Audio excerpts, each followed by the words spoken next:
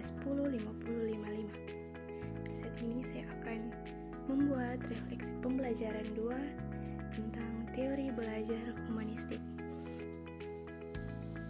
Nah, teori humanistik itu proses untuk mengenal diri sendiri dengan baik. Bagaimana kita menjadi diri sendiri dalam prosesnya dan menemukan potensi diri yang bisa kita kembangkan. Teori humanistik sendiri juga memiliki sejarah. Teori ini muncul sebagai reaksi terhadap aliran psikologi yang telah ada sebelumnya, yaitu behavioristik dan psikoanalisis.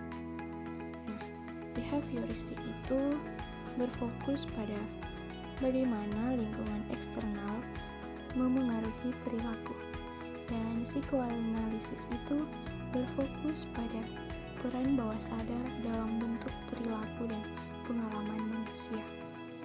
Nah, teori humanistik pertama kali dicetuskan pada tahun 1940-an oleh para pekerja sosial, konselor, dan ahli psikologi klinik.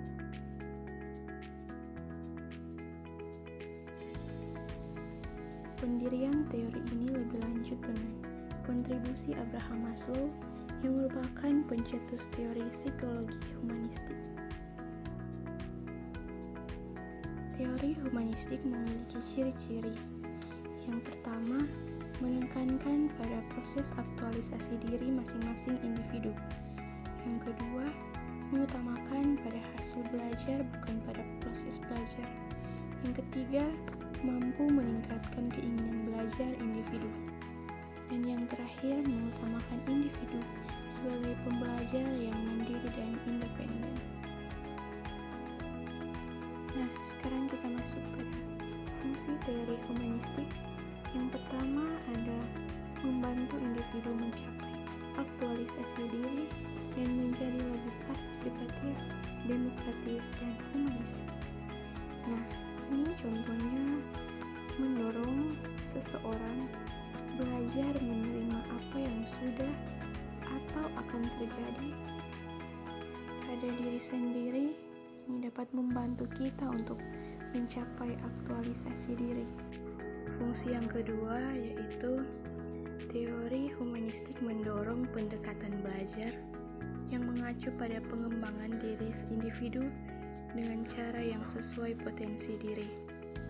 Contohnya, seorang guru menyediakan akses, misalnya membuat perpustakaan atau ruangan khusus di sekolah yang berisi buku dan materi lainnya yang relevan dengan minat khusus siswa. Bisa juga mendukung program ekstrakurikuler atau kegiatan di luar jam sekolah yang berkaitan dengan minat khusus siswa, misalnya olahraga dan lain-lain. Fungsi yang ketiga, mengamati dan menilai diri dari kacamata si pelaku. Nah, ini artinya menilai diri kita sendiri. Misalnya pengakuan atas prestasi kita, pencapaian yang telah diraih. Misalnya saya mengaku usaha saya dan memberi diri saya penghargaan atas pencapaian saya.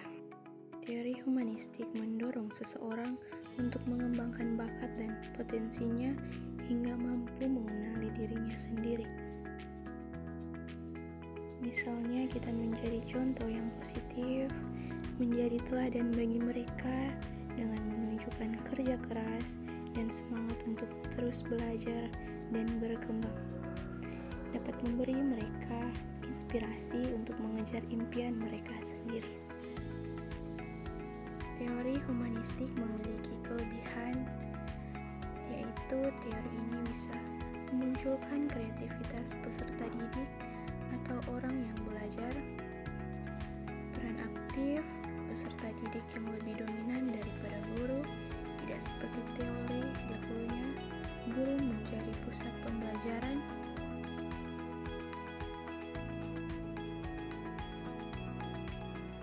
dan ujian terciptanya suasana saling menghargai dan menghormati. Dalam segala hal, pasti semua ada kelebihan dan kekurangan. Nah, teori humanistik ini memiliki kekurangan juga. Pertama, apabila tidak ada kesungguhan dari murid untuk belajar, maka proses belajar pun bisa dianggap gagal. Yang kedua, akan munculnya perbedaan yang signifikan terhadap murid satu dengan yang lainnya, sehingga timbul kesenjangan. Yang ketiga, kekurangan dalam pengembangan intelektual. Nah, itulah kekurangan dari teori humanistik. Oke, jadi teori humanistik dalam pembelajaran memberikan fokus pada individu dan pengalaman pribadi yang menjadi dasar pengembangan kepribadian dan membantu untuk mencapai potensi. Itulah refleksi pembelajaran 2 dari saya tentang teori belajar humanistik. Kiranya pembelajaran ini boleh bermanfaat bagi kita semua. Terima kasih atas perhatiannya.